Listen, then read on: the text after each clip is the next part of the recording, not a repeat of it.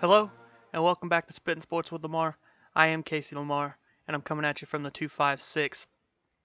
I'm just going to talk about the college football games from last weekend since it is Monday. So let's go ahead and get to the games.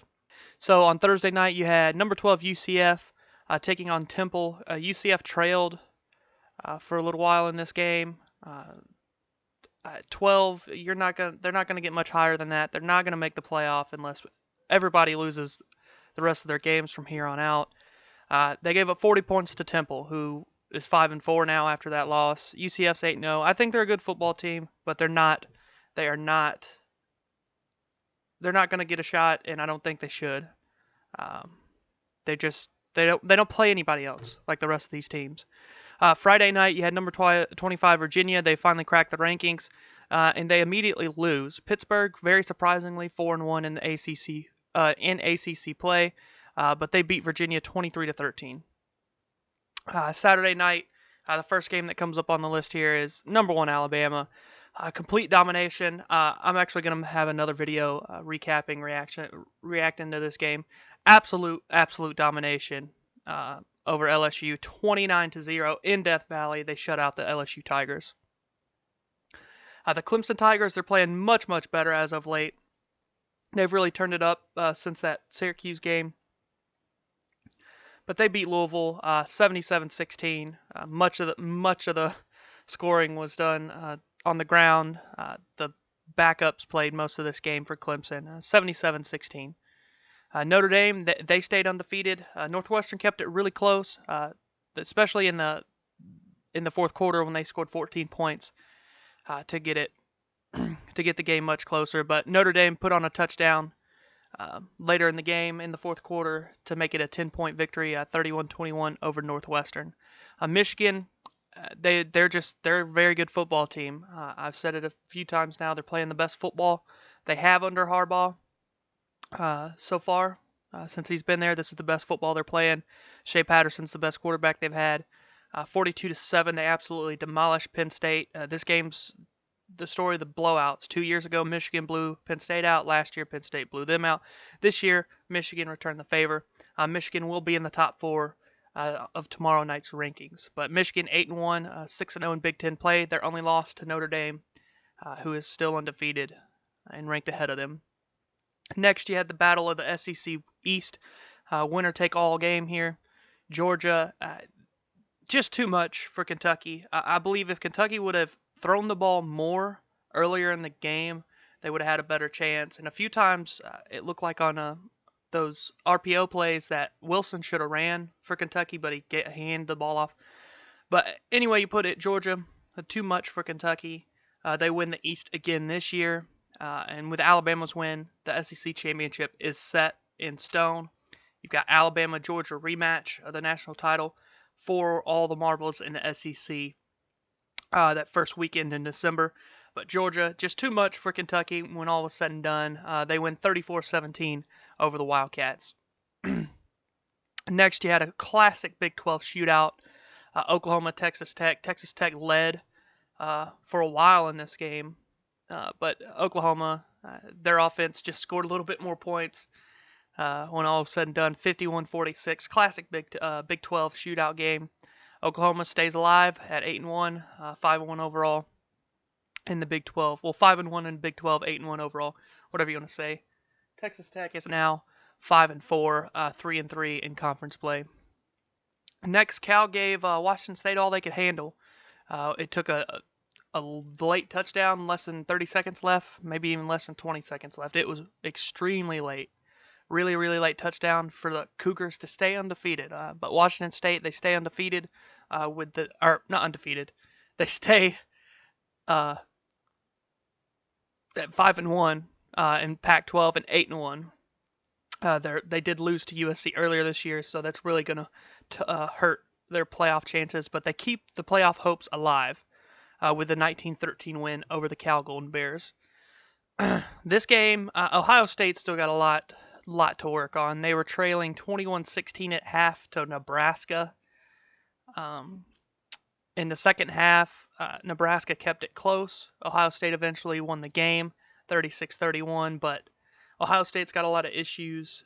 Nebraska is by no means a good football team right now.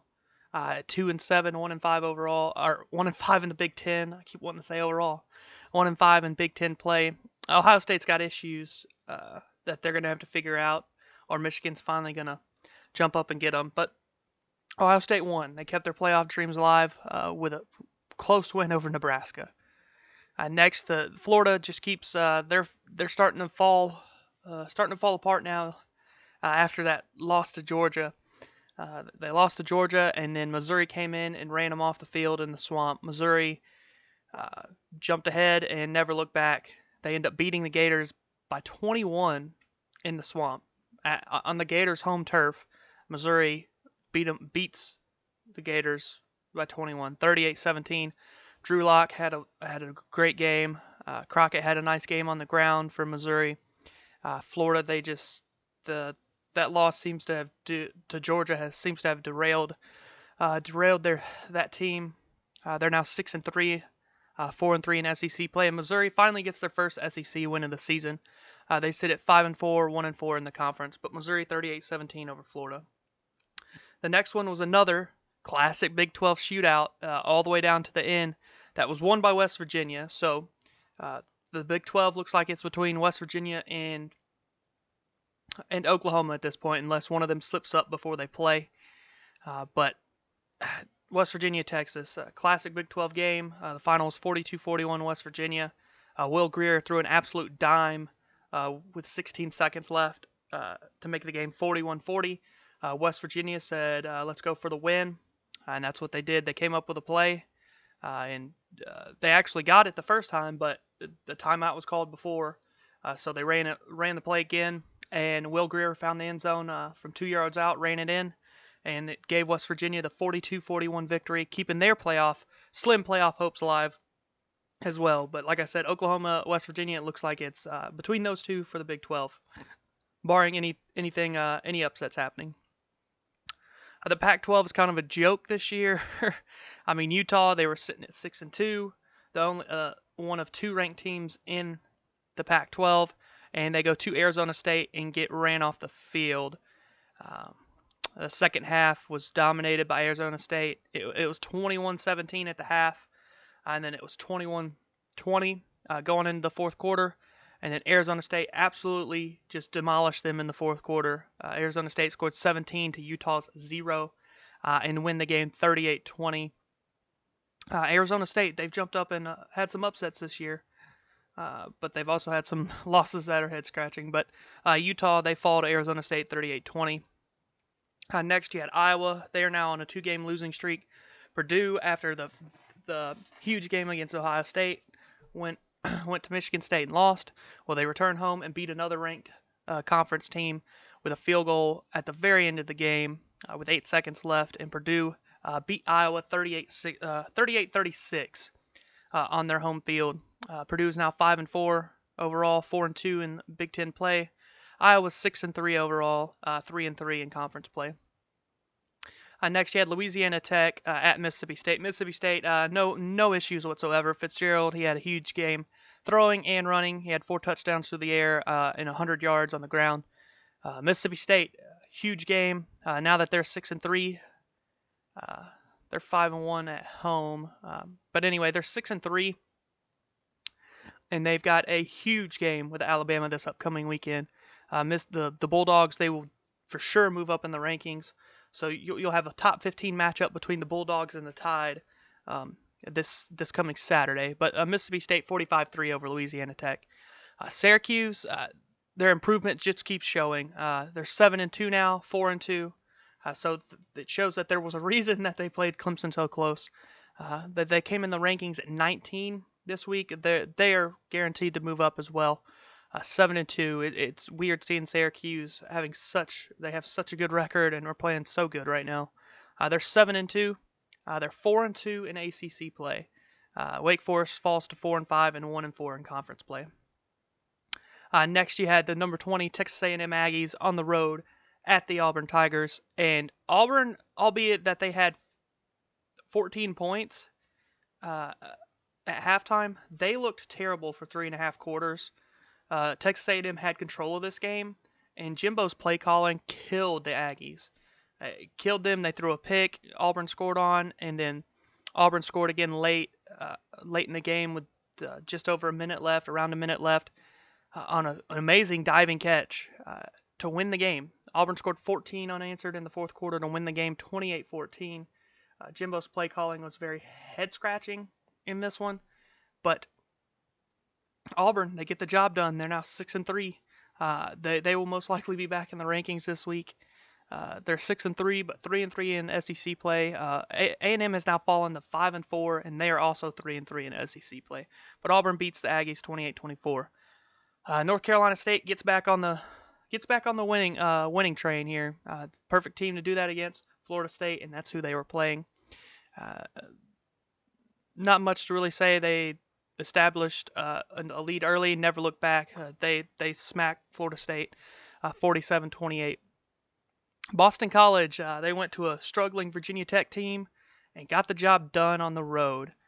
It was 14-7 at the half, but Boston College scored 14 in the third and 10 in the fourth to give them a total of 31 points, and that gave them the 10-point win over the Virginia Tech Hokies, 31-21. Boston College, another much improved ACC team, very, very surprising team this year. They are now 7-2, and they're 4-1 in ACC play. Virginia Tech is 4-4 and 3-2 in ACC play.